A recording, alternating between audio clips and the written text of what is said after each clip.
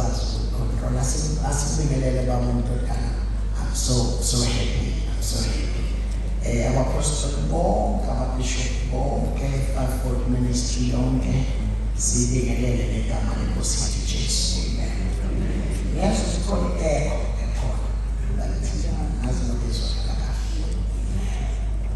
Sivula incwadi yeZenzo chapter number 10. Incwadi yeZenzo chapter number 10. Ngizozama ukugoqa ngibemfishane kakhulu ngoba isikhathi asimshayeli kodwa siyamshayela manje la enizwa khona umakusala. So ingaphatheki kabi mangimfishane sengikaba isikhathi sala ngisalayo lapho. uNkulunkulu anamsiza. Verse number 38. Verse number 38 lithi noma siqale verse number 37. Niyalazi izwi elamemezelwa eJudiya lonke liqalile eGalile emva kokubhaphathizwa ukubhaphathiza abashuma yelayo uJohane lokuthi uNkulunkulu wamgcoba uJesu waseNazaretha ngomoya ongcwele namandla owahamba enza umusa ephumisa bonke ababesemandleni kaSathane ngokuba uNkulunkulu wayenaye. Nathi singofakazi bezinto zonke azenzayo ezweni labaJuda naseJerusalema, yena abambulelayo bemphanyeka emthini. Lo wamvusa ngosuku lwesithathu wamnika ukuba abonakale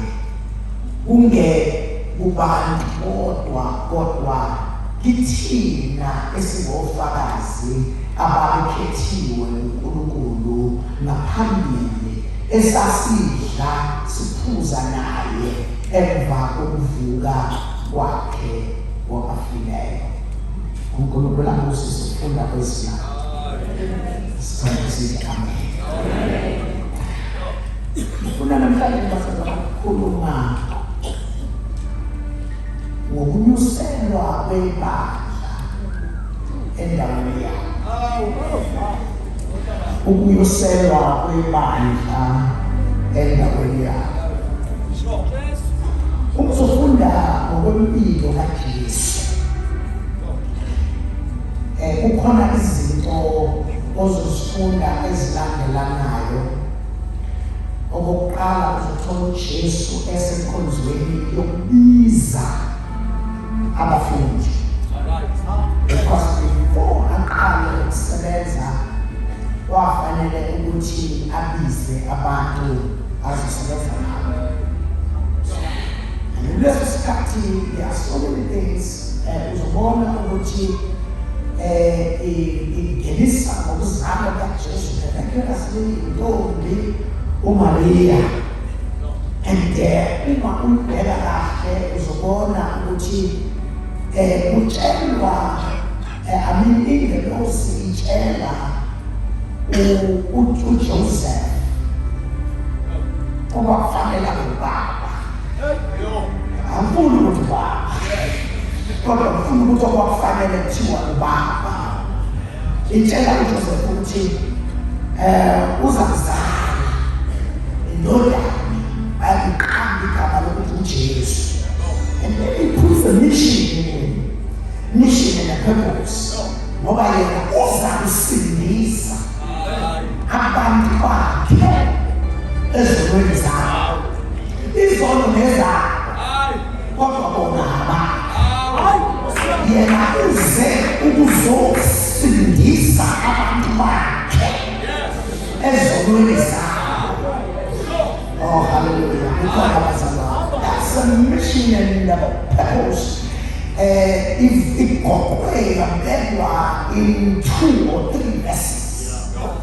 Ufika kaJesu and akhuleke bazalwane azafundisa oqala uchapter number 5 encwadini uJesu wafundisa izinto eziningi ezaziveza ukuthi hayi ukuthi uzobulala umthetho kodwa uzofaka umnqobo kunomthetho.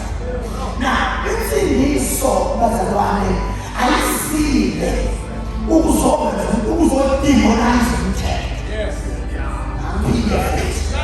Insindiso ayisile ukuzoveza umthetho sengathi umthetho wamademoni.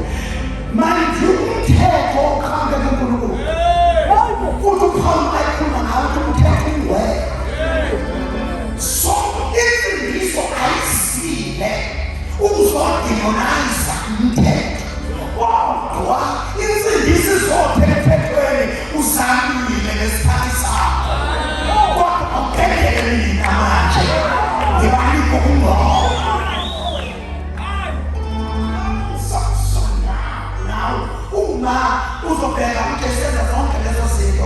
It comes to a place lapho uJesu Inkosi yamakhosi ufika khona la demonstrate amandla kaNkulunkulu. Demonstrate amandla kaNkulunkulu uhambe phezulu lwakhe wafika abanoqobo abayishumi bahlanjuluka wafika abazinkukuthe bazilwamehlo. uJesu veza ukuthi I've come with the divine power from above. Ngizongenelela emandleni ahluphanayo.